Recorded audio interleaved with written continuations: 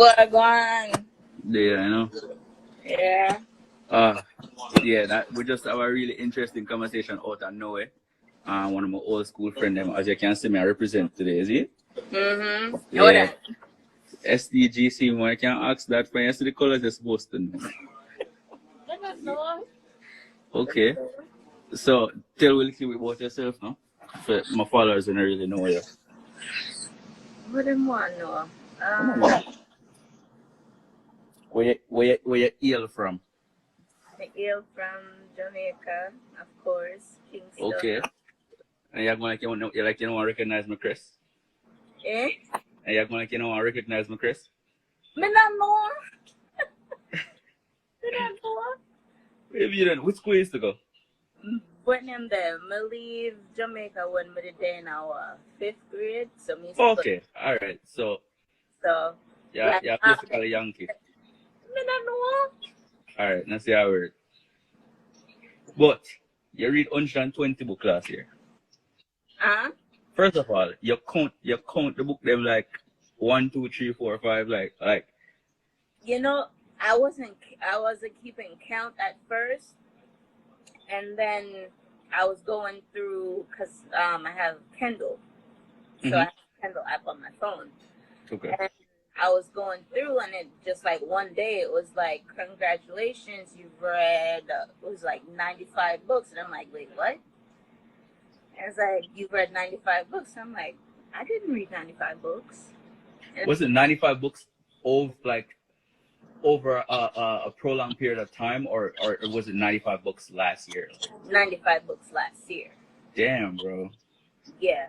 So I went back after I saw that. I went back and I'm like, did I read 95 books? So I just went through and I'm like, oh shit, yeah, I did. And then I added on from, it was like what, October when I saw the notification. And then I'm like, well, shit, if I read 95, might as well make it 100. And then it kind of turned to 120. And it got to 120. Yeah, by that. First of all, I feel like the average person don't read as fast as you. Me definitely don't read as fast as you.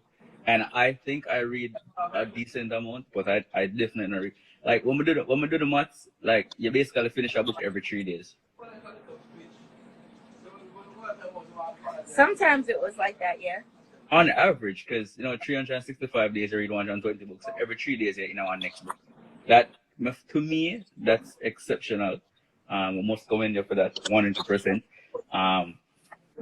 But I guess I have so much questions. The first question that come to my mind was where your retention, like, you know what I mean? Like if you read them book here so fast and you're on to the next topic, do you really get time to stop and really process the things with them where you basically intercept?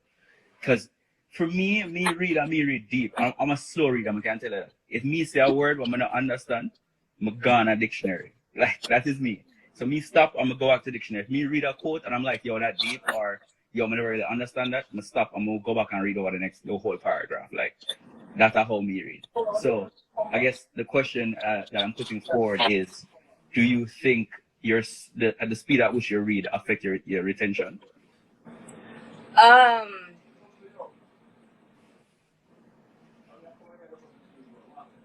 It's like it's 50-50, depending on what I'm reading, what's in my mind.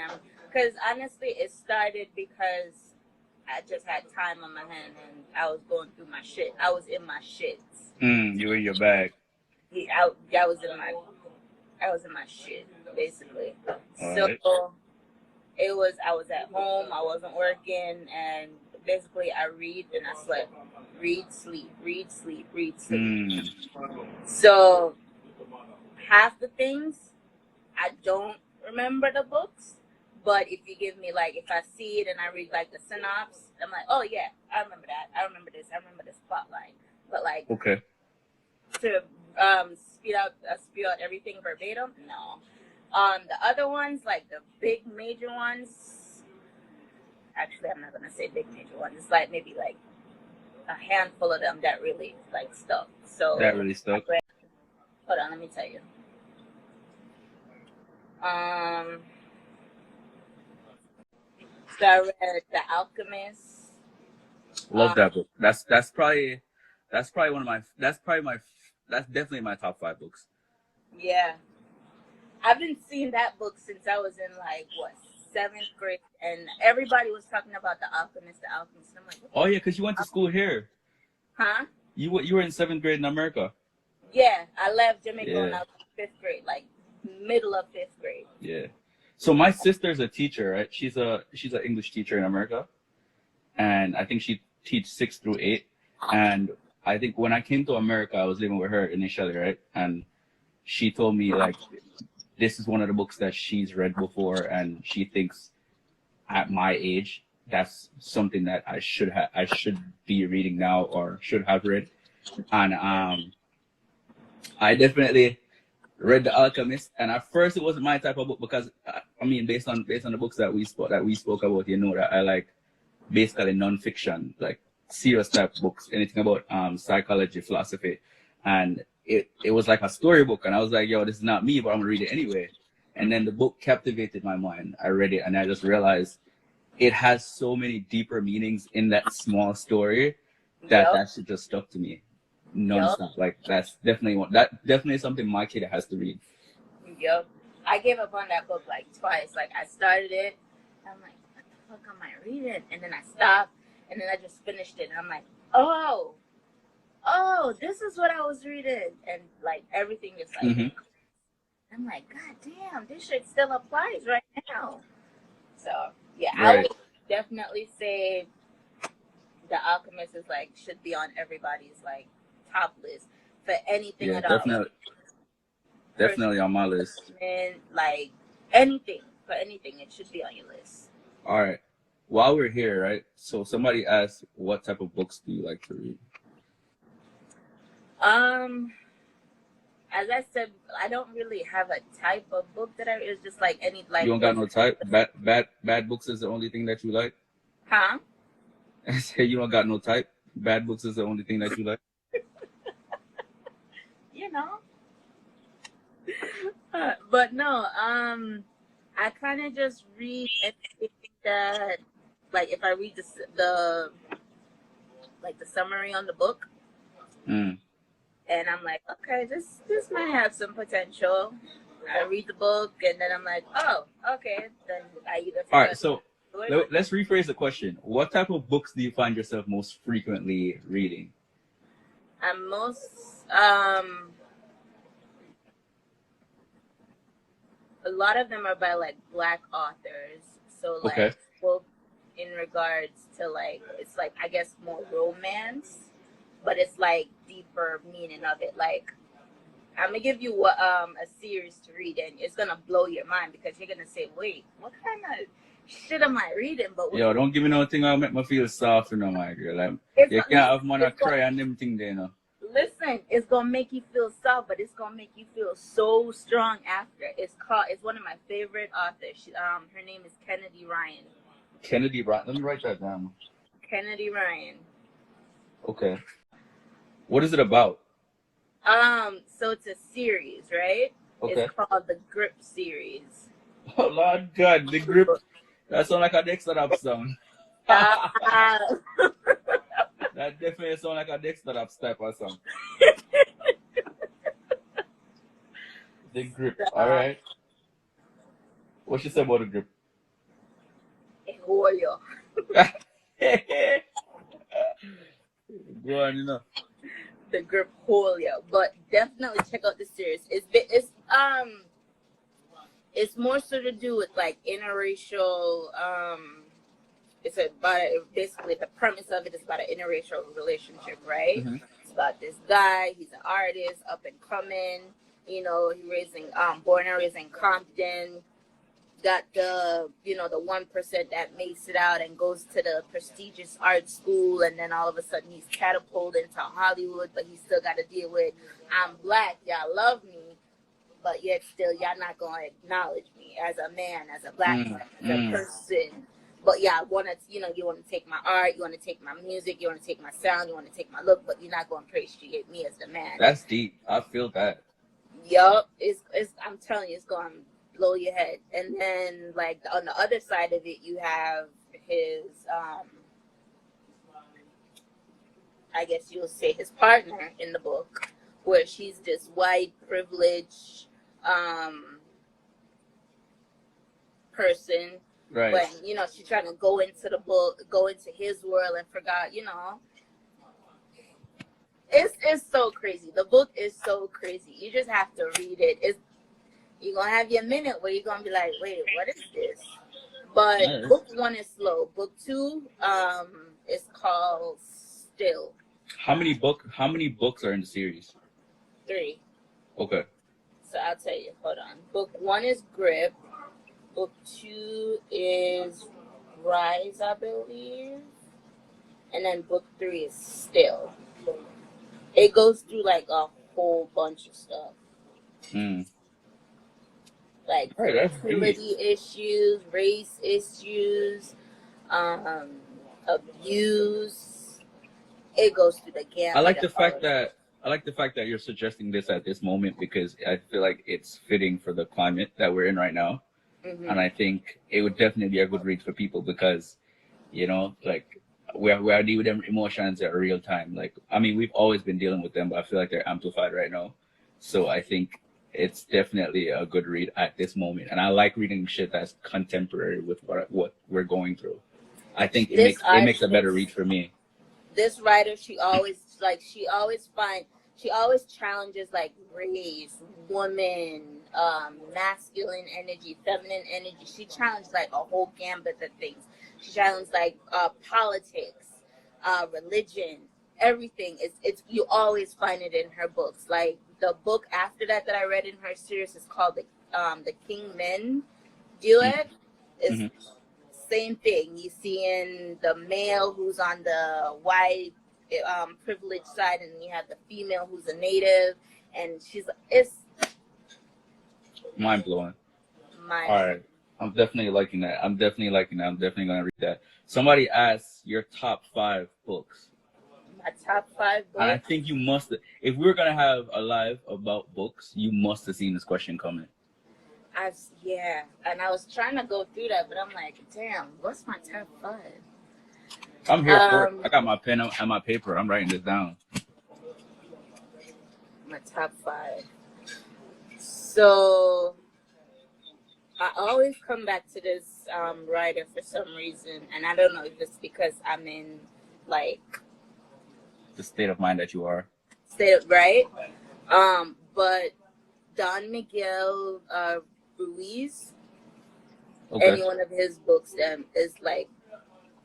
What does he write about? To me, you probably heard of one of his books, The 4 Agreements. It sounds familiar. So it's like the 4 premises of life is don't take things personally, always do your best. What was the other 2? Hold on, let me tell you. Let me not say the wrong thing. 1 second. Mm-hmm. So Don Miguel Ruiz. Yeah, so it's be impeccable with your word. Don't take anything personally. Don't make assumption, and always do your best. And okay. I feel like those 4 is just like, that's life motto for anybody. True. So anything that he's written, I've always find myself gravitating towards it. So I guess you could say he's in my top 5.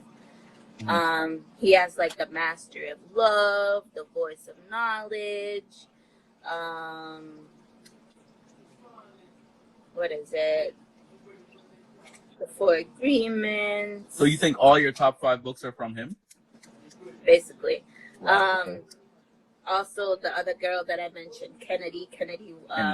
Ryan. She's in my top 5. I don't have top 5 books, so I'll give you top 5. Authors. All right, so we have Don Miguel, we have Kennedy. Ryan, we have Dr. Eric, Michael Eric Dyson. That man goes hard. He teaches at Georgetown University. And he always finds a way in all of his lectures to incorporate like rap, hip hop into everything. He just wrote a book last year. I read it. It's called, let me tell you 1 second. Jay-Z, Made in America. You have to read that book. What is that it about? Book will change. Is it literally about Jay-Z?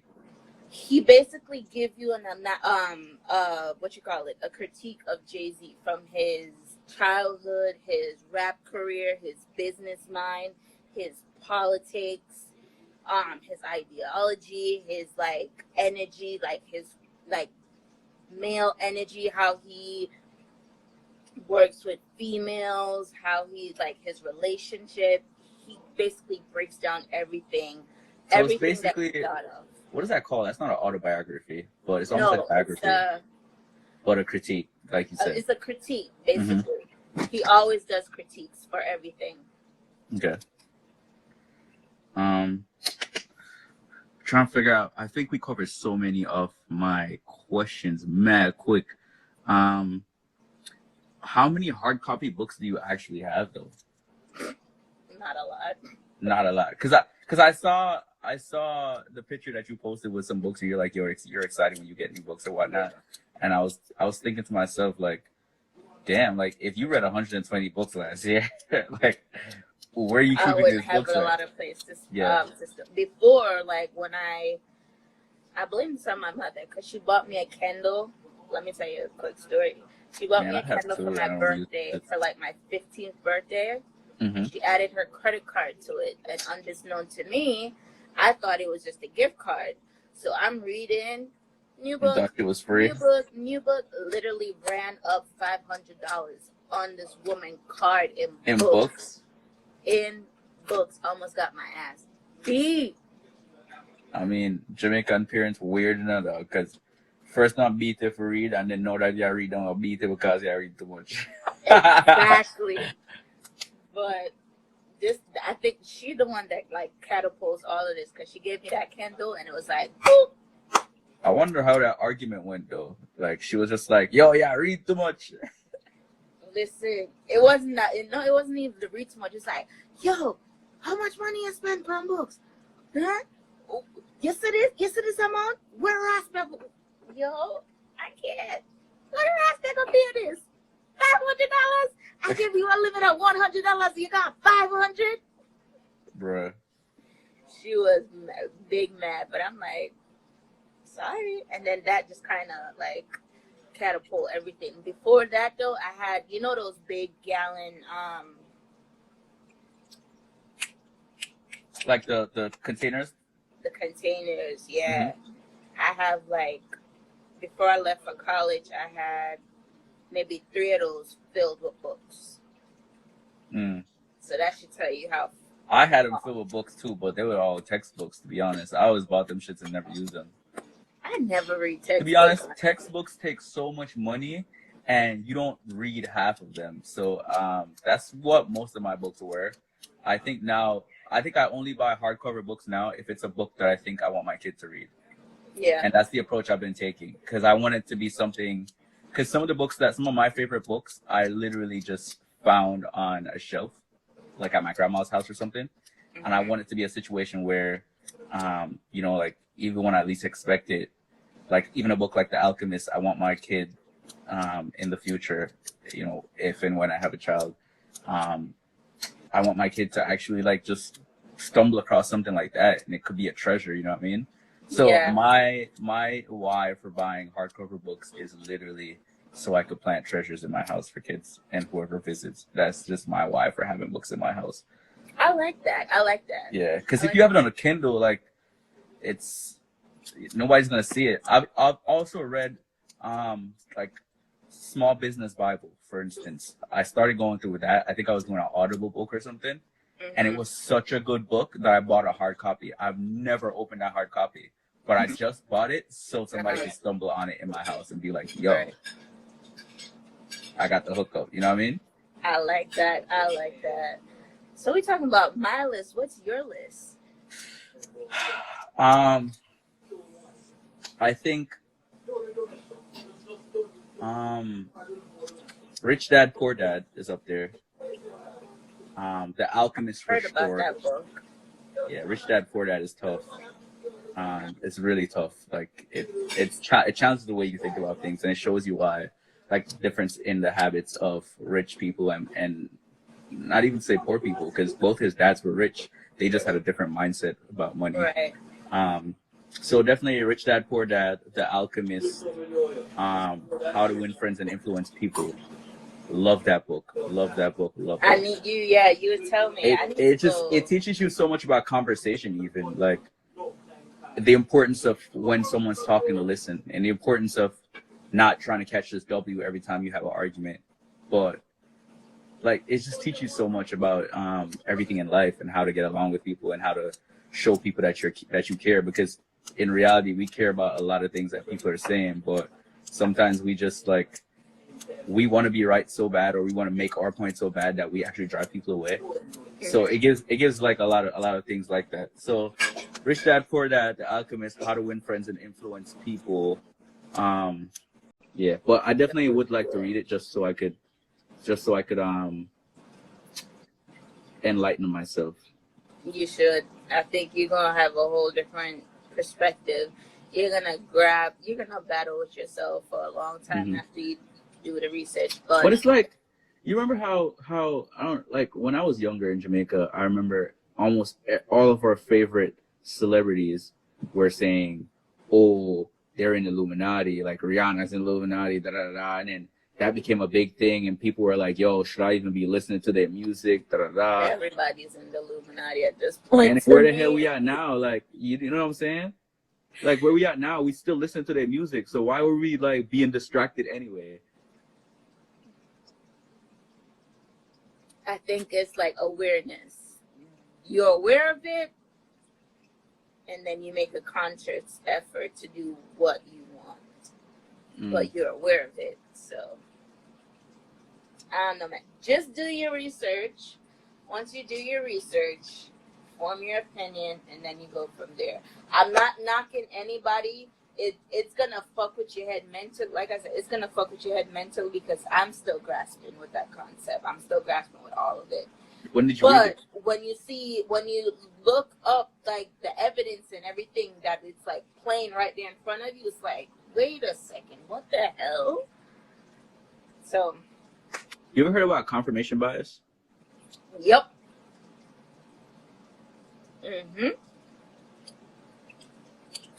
Yep. That's exactly what it is, I feel like. You feel like that's what it is? It's like, that's the same shit that makes us so strong as human beings, or different as human beings. The same thing that makes us vulnerable. It's our ability to perceive shit that are not in front of us. And it's similar to the Bible, bro. I feel like the Bible has so many different meanings. Like every verse can be interpreted like 10 different ways. And I think information on a whole tends to play that part. So I think it's easy to frame people or put out. That's why we have PR people. That's why people get paid for PR, and their job matters. Trust me. It might look like, oh, you know, they just saying, let's say they just saying, oh, Latanya just got a new relationship. Like how they say it matters, because how they say it will shape the perception of everything. And they could literally word that sentence a different way, and everybody would think, oh, everybody probably think, oh, Latanya's scandalous as hell. Like, you know what I mean? Like, Latanya, really no, like I'm this? not. I'm just saying. I know. Since she's in the conversation, you feel me? I know. Everything that's put out there is take it with a grain of salt, 100%. That's just it. Yeah. Discernment. I've learned that word recently. Discernment. You gotta, what is it, like a 80-20 rule? Where you process what you want, process 100% of it, take away what resonates with you, and the rest of it, just let it go. Boop. Right through one ears and out the other. Definitely. Well, you definitely gave me some good reads. I have from Nipsey's thingy. What else is on his list? How long is his list? His list, let me tell you, is I definitely want to read whatever it is about being a superior man. That sounds interesting, and I looked it up. I definitely want to read What's the next one that I wanted to read? Oh my gosh, it was about this black guy that tried to infiltrate the CIA. Oh, I can't even close Instagram. I think my live's gonna cut off if I do it. What's the I have a list. Like I literally wrote. I have a list of books that I want to read, and it was on there. But it was about this black guy that basically, technically, tried to infiltrate the CIA just to like prove a point. mm, I think something of that sort. I just gotta go. I gotta go look it up. gotcha. Also on this list is what you call it?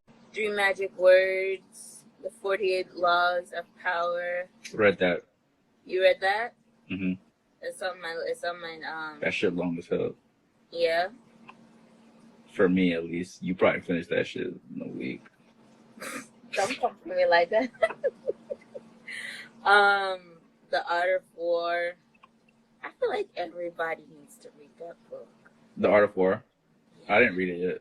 You didn't read it? Go ahead and check it out. When you check it out, we'll have a discussion about it. About the Art of War. Mm-hmm. You know, I read The Prince and Other Writings. Well, I started reading it while I was going to George's, and that shit had me praying evil, dog. Like, dog, I stopped reading it because I felt like I wanted to literally take over the whole school. I love a book that does that. Yo, that book is dangerous. Like, it's just telling you about how the prince would do his thing and how, when he would like take over like a colony or whatever the case might be, and how he would like injure you so that he would either kill you or injure you so that you don't even have a chance of coming. But like, it's just like very freaking brutal from the start, and it makes you think like, damn, I could literally run this organization like anywhere you're like, yo, like you're just thinking like, how can I gain power? I didn't like that. I don't think I was ready to comprehend that book yet. You feel me? I feel like that book was above my grade. I need to get it back. Now my best friend has it in Hawaii. I need to get that book back, or I'll just buy another copy maybe and read it one day. They have Heal Thyself, which I just purchased. I'm about to read that. Mm-hmm. Message to the Black Man in America by Elijah Muhammad. I feel like that's a must read for any black person. I haven't read it yet. But I feel like everybody should read that book based off like the synopsis that I've seen so far. Mm-hmm. Everybody needs to read that book. What else? The Secret. That was actually a documentary. If you don't want to read the book, I feel like I've seen that. But what you call it? I think don't get me wrong, I don't remember, but I think if memory serves me correctly, The Secret kind of reminded me of what's this other book called, about the laws of attraction or something. Everything was about the laws of attraction almost, like you gotta, basically what you put in the universe, like you gotta think it into existence. Yeah. And for some reason, yo, that shit is real. I don't like reading it though. Why? Regardless of if it's real or not, I don't like reading it. Why? That shit gets annoying because I feel like I'm reading, like every chapter is about the same goddamn thing. I get it. If I think it and I believe it, it will happen. Like, I don't need a whole book for you to tell me about that. Like, and I hate that there's so many different books that have these same synopsis. I feel like it's like, you know how on Netflix now they have this, I saw a meme about it the other day. They have like 5 movies with the same freaking plot, where this guy gets too close and then he gets obsessed. Like I don't like reading that over and over. I'm very big on novelty. I like shit that's new to me and shit that arouses my brain. I think this, like, it comes from different people hearing different message at different times. So right now, like, you would read it and it's like, whatever, okay, get it. But somebody else would read it and it's like, oh, okay, like, maybe. Oh, okay. So I think it's just timing. timing on when you read stuff, timing on when you do stuff. So I feel like You know which book was like that too, and it was like the same thing, and I'm like, yo, damn, I didn't read this so many times. Think and Grow Rich. Which one? Think and Grow Rich. I haven't read that yet. Hold on. You're giving me a list already. Hold on. What D? What's that one about? Oh, Think and Grow Rich is about the same thing. It's about Think and Grow Rich is about basically the same shit. You gotta think it into existence. You gotta be positive.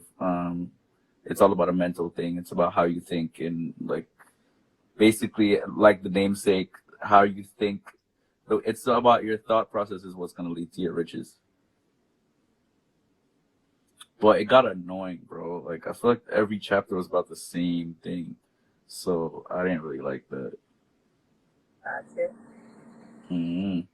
But in retrospect, like, do you see how it works in life, or it's like kind of just. I don't think about that. I'm always I try to stay positive, but I don't think I consciously think to myself, oh, if I think about this and I think about it in a positive way, it's gonna go in the universe and it's gonna come right back to me. Like I more believe in action type of like. I believe if I want it, I gotta go get it. Gotcha. Yeah. So you don't think you manifest it first in your mind before you put it out in action? Nah, but I have. I don't know. I just more cling to. I have a greater affinity for. If you want it, you got to go get it type of situation. Because I think, for instance, the lottery. How many people manifest that shit in their mind and never get that shit? I don't think it's directly related to you manifesting it. I can't tell how many times I didn't play a game and say, yo, I'm going to win this. Like, I know I'm going to win this. And you think about it and you go do it and you don't win. Like, you know what I mean? Like, so it's not, I don't think it's directly, but if I wanted to win that game and I decided, yo, let me go practice and let me put in the work to get this, I would have a greater chance of getting it than just thinking I'm going to get it. That's how I feel. That's my belief. Gotcha. I think I'm like the opposite of it, because I always I romanticize the big picture of things. So like all details in it, they go out my head. And for me, what I'm learning about like manifesting, if you want to call it that, is that so me. Like right now, I'm trying to double the amount of book I read from last year. So that's about Fam, I think you're already on top speed. Like 240. So now, like at the beginning of the year, the first half of the year, I'm like, fuck that. I ain't doing that shit. I'm not. But then I'm like, why do I want to do it? What is it? That's one of the questions I had written down. Like, what's motivating you to want to read all these books? Just knowledge. Like I so think. But is it really knowledge that's your motive? If you're reading 240 books, I doubt you're gonna retain knowledge. Like, you know what I mean? You're gonna retain some. It's just like what you Burrowly. What you retain. So for me, like when I was reading like last year, like I said, I was in my shit. So half the shit that I read, it wasn't sticking. But if I go back and I see the synopsis of the books and stuff, I can recall the book. Now I'm in a different state of mind. So when I'm reading, I'm retaining more, and I'm retaining because I'm not in the frame of mind I was last year.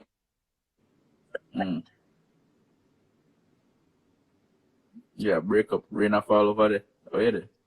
No. You hear me? Yeah, man, I hear you. What? Yeah, your image, scramble up. Wait, come back, you know. I don't know. Everybody said this shit happens when they go live. I don't know. Damn. No, but you was good the whole time though. We stayed an hour before shit started acting up. You're Tiva Shea. That's my cousin. Tiva Shea is my cousin. Her and her boyfriend we have some of the deepest conversations. Like, if we literally read a book or whatever and we decided to like talk about it on a deeper level. They're definitely those people, my peoples, you know. I like soulful conversation. So Yes, yo. One night I can tell everybody about this. One night they came over. It was like a group of us. I want to say probably like 6 or 8 of us, and it was supposed to be like a fun games night. We were supposed to do hella shit, and then what ended up happening was a couple people fell asleep because they weren't feeling well, and then we ended up going to the kitchen, and it was just somebody was making something to eat, somebody was grabbing something to drink, and we just started a conversation. Fam, this conversation gets so deep, and we talk from like I want to say about 9 p.m. to 6 a.m., bro. Like, and it only stopped because I was like, listen, I gotta go to work. Yo, the conversation deep. Like, me I tell you, we talk about life. We start talking about interstellar things. We start talking about racism and systemic racism. We start talking about things that are myths and things that are not. Like, we started talking about books. Like, the conversation was just so soulful, and like, to me, that was one of my favorite moments last year. I like those moments. One boss, so I pray. I like, especially now, because like now people don't want to talk and don't want to dive into hard topics. It's always like, oh, if you have this opinion, I have this opinion. We can't talk. We can't abide. We can't do nothing. It's just you stay over there, I stay there. I'm like, what the hell is that gonna solve? Mm-hmm. If you don't like this person, I'm not supposed to like this person because you don't like this person. But Yeah. your shit with that person, you gotta figure it out and leave me out of it. Zaya up.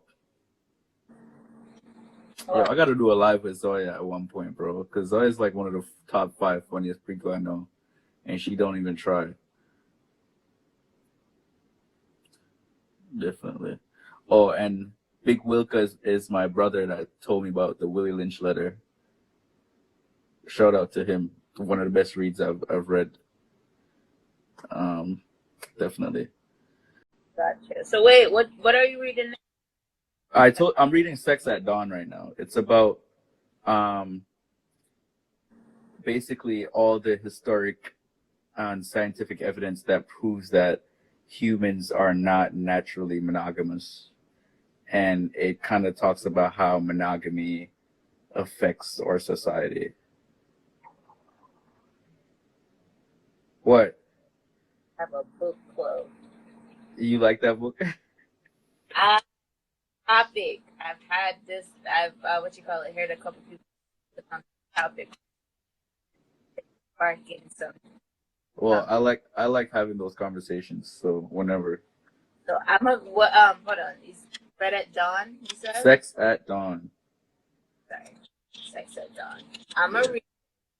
Let me know when you're finished. I think the difference with this book is a lot of people talk about polygamy and I guess sexual quote unquote promiscuity from the perspective of, oh, I believe this and I believe that. Well, this nigga go hard evidence. Like, he goes science. And like, even like one of the, so far in the book, I think I've only been through like 6 chapters. So far in the book, he's talking about like our closest relatives are, what they call bonobos. They're like a form of monkey, right? But our genetics are closest to them, and they have sex socially, and they don't have no war, no nothing. Like, sex to them is a form of respect, and they do it in their pastime too. But it's like, I meet you, and I respect you, and we have sex, and that's just the way they interact. But they're saying that explains, you know, how, like, because we're so close to them and they're so smart, and we have like almost like a similar, obviously they're not quite as smart as us, but we have everything, a lot of things are similar that to us than as to them. And he was talking about like, where did society change? Where did we become monogamous? And everything else back in the history kind of points to the fact that we were never always monogamous. So he was thinking, when we switched to like farming, and then as soon as shit started getting, we started having economical strain, and then the shit was limited, it became a more like of an economical system. Everybody was doing something for something. So to a man, his form of like importance or what he was looking for, his goal was to put his seed in the next generation. So in order to do that, he would claim a woman so that he would always be around her, so that he would know that when she's pregnant, it's his seed. Similarly, a woman wasn't as athletic as a man to go hunting and do all the shit that men do because of obviously physical reasons. And don't get me wrong, I definitely believe in equality and I believe women can do whatever. But isn't me? Bless up, I know. Yeah. So like based on that situation that like is like it'd be like economical system back then where a woman stay with a man for make sure say them have food on the table and resources, and a man stay with a woman because he want to make sure say a female. But at the same time, even then there was promiscuity, and them have them different reasons. As a matter of fact, human beings and bonobos are the only species where have sex right through the year. The only two who have sex right through the year. But we revert to monogamy, and that makes us as a society closer to chimps than bonobos, which bonobos are genetically closer to we, but we are more like chimps. Chimps monogamous and chimps struggle with power. That's why them always a fight. Because about a who for woman and a who own this and who own that, you know what I mean? Like, and it's just like, it's a good read. It's definitely a good read. Have to read that. Latanya, it's called Sex at Dawn. Let me write it right there. So. Because I already have some questions that I want to kind of get your take on it. Another one that I read that is not particularly a great book, but it was a good read, is The Ethical Slut. The Ethical Slut? Yeah. It's about you could live your life, but there's an ethical way to do it. Like if you wanna fucking be married, you could do that, but there's an ethical way to do it. Wait, what is the ethical? Wait, tell me more about this. It's about being, first of all, the first thing that the book does is denounce the fact that slut is something negative. Right. If you want to sleep around or if you want to live your life, that's up to you. Like, that's free will. But it's about doing it in an ethical way. Not hurting people, not misleading people, letting people know what it is. But it also teaches you some great lessons. One of the favorite lessons that I learned from that book is how to deal with jealousy. Jealousy is not a bad thing. When somebody tells you they're jealous, we automatically think, yo, you're jealous because like it's a bad thing. Like, yo, like what? You're a jealous person? No, I don't want to deal with that. Or when we feel jealous, we feel like we shouldn't feel jealous. But really and truly, jealousy is an emotion just like sadness or happiness, and it's how you channel that. And hypothetically speaking, if me and you're in a relationship, hypothetically speaking, and let's say you go hang out with Tom, Dick, and Harry or whoever, and I feel some type of way, it's about me not throwing a tantrum and bitching. It's about me saying to you, like, yo, Fitz, like, I really feel that way about, like, yeah, like, I feel that way about you hanging with such and such, and I think this is why I feel that way there. And it's about you reciprocating that and saying, okay, well, how can we do something that will make you more secure? Instead of like bitching about it. But we bitch about it because we think we're not supposed to feel jealous. Yeah.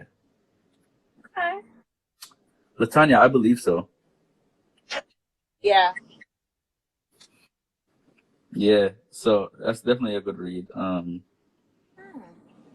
It's a good read. It's not a great book because I had some issues with like how they try to word things. So like for instance, when they just started the book, they try to play like a whole gender neutral type of thing, and it was like they try to like play with the pronouns, and I think they should have just left it because it made it kind of like a little bit they made it a little bit confusing. But at the end of the day, when they brought it right back, and you could clearly tell it's written from the perspective. So it's two of them that wrote it. I think one of them is in an open relationship, or I think an open relationship, and the other is a lesbian, I believe. But their points are definitely on, like, I definitely fuck with it. And then they talk about this other thing called slut economies. And it's about we have a tendency to feel like if we are deal with somebody and they must spend time with somebody else, it'll take away from our time. Okay. It also talks about people as experiences. So it's like experiences grow people, right? If you go outside right now and you, let's say you go outside right now, you go to the supermarket and you get a bottle of wine, something you never tried before, and you tried it, you like it. You now know that you like that wine. And it talks about people as being experiences instead of people thinking of people as possessions. Mm-hmm. And if you're going to continue growing, why don't you continue experiencing people? Yeah, so definitely. I like that idea. You experience people, you don't control them, you don't possess them. Whoa, why Latanya come for jealousy like that? Latanya, I feel like everything you just said a while ago sound a little bit negative, like you have a negative notion towards like jealousy, which is typical. But jealousy is, I think jealousy should neither be about, I don't think it's necessarily about low self-esteem either. It could just be about you being unsure. Sometimes it could be just confusion. I swear. Miscommunication. I mean, I think it have nothing to do with like, I mean, then again, you could say control. Depends on the context of which you use control in, but I don't think it has anything to do with the person wanting to directly be in control. So you agree that jealousy is a good thing? I think jealousy can be a good thing. Okay. Just like some people get angry and them channel them anger in a competition and win competition, or channel them anger in a different way, or some people go get mad and go do yoga. I feel like jealousy is about, oh, you channel your jealousy. You see me? Like, me know some man where if them woman do something make them jealous, it just make them want, like, it just make them feel like them love them woman more. Or some man feel like, yo, like how them jealous, them go put on and fuck on her and you know, they made it like, people channel them jealous in a different ways. And then yeah, obviously I got the jealous man, them like, we're going to Jamaica right now where man get jealous and then decide to say, I'm going to kill this and kill that. You see me? It could be good or bad. It's about how you it's about how you channel it. I think the best form of channeling jealousy is through conversation and having your partner understand why you're jealous and what them can do to make you feel more secure and come to a compromise. Gotcha. But in a relationship, if you're, how do I want to word this?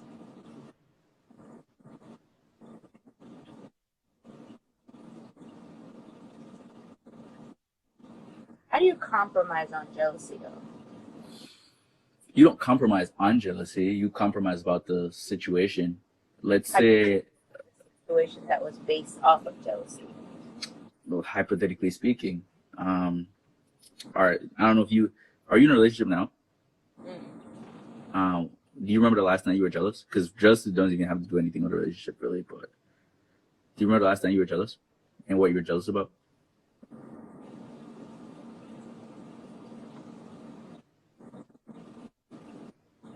Yeah, I was jealous that people are on vacation and I'm not. I was happy. Oh, right. But let's say, hypothetically speaking, you were in a relationship, and I'm just trying to bring back the relationship question that you just asked me. Let's say, or even that, like, all right, you're jealous that somebody's on vacation, you're not. I mean, that's not, I don't think that's strong jealousy to the point where you'd be angry, but there's a way to solve that. Like, how do you solve you being jealous that someone's on vacation? All right, you could go on vacation, but if that's not accessible, then maybe you'll play some island music. Maybe you'll find something to do that reminds you of being on vacation, or, you know what I mean? Like, I think it's all about you finding the root of the jealousy and addressing it for what it is, instead of like just being pissed or just being jealous for just being jealous sick. That's how I look at it. So even in a relationship, let me give you a typical one. Relationship, you're in a relationship and let's say this might not work as an analogy, but let's say you like to go to a club and you like to enjoy yourself, right? When you go to a club, you dance and you enjoy yourself. Boom. Now you just so happen to, that's what you're used to doing. You so happen to go out and I guess this guy that you're dealing with is there and you end up dancing and somebody come behind you and you give them a dance because that's normal for you. Like, especially if you, let's say you go carnival, you know what I mean? Like, that's Right. natural. But it might be natural for you, but that might make the other person jealous. You know what I mean? So the question might be, the conversation might be, yo, say, that make me feel away, this or the case might, you know what I mean? Like, I feel away about you a dance on a person there.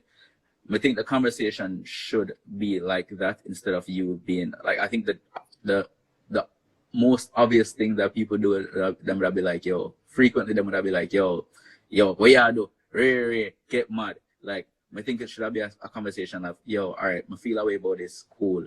And then the other person should reciprocate by saying, yo, you should reciprocate to your boyfriend by saying, yo, John, you know, say, just my thing and my figure I'm molested because of my culture, this is why I do it, whatever the case might be. All right, how can we come to a compromise where me can go carnival and enjoy myself and you not feel away? And to be honest, the compromise not always lead to a solution where both are not completely happy.